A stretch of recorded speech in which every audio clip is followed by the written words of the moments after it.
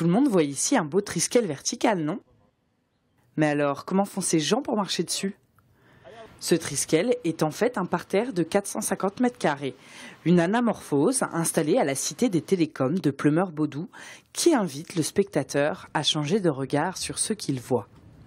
Avec la perspective, et à un seul endroit, une forme un petit peu déformée va changer de silhouette et apparaître comme un objet que l'artiste aura décidé. Tout est question de point de vue. Alors, ce qu'il faut savoir, c'est que le cerveau, de temps en temps, il va rajouter de l'information, mais à bon escient. C'est pour nous permettre de mieux comprendre la réalité. Mais il suffit d'être un petit peu malin, d'avoir envie de duper, et là, on peut montrer des choses qui n'existent pas. Et le Radome aime à duper ses visiteurs. L'exposition s'est enrichie de nouveaux leurres, mais ce sont parfois les plus vieux qui marchent le mieux. On y redécouvre le célèbre échiquier de Adelson.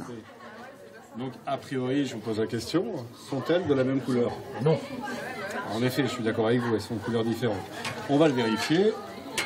Et on se fait encore avoir. Je vais la mettre à côté de la baie et on voit que la couleur de ma petite case est de la même couleur que le B. On vérifie, on le montre. Ah, non, en fait, elle est de la même couleur que la case A. Dans la chambre d'Ems, les curieux qui regardent par la fenêtre ont la surprise de découvrir un géant.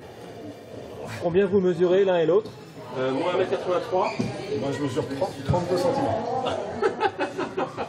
Non, je mesure 1m75. Mais attention, les rôles peuvent s'inverser. Vous préférez comme ça? Moi j'aime autant comme ça. Oh, il aime bien, ouais. Il vient de menaçant. C'est pas une véritable chambre, hein. Elle est particulière quand on rentre à l'intérieur. C'est-à-dire il y a une pente et il y a une partie qui est plus profonde que l'autre. Simplement, avec le décor environnant et également le cerveau qui joue encore une fois des tours, le cerveau interprète cette chambre comme une chambre classique. Certaines illusions ne demandent pas beaucoup de matériel. Elles pourraient donner des idées pour de prochaines surprises.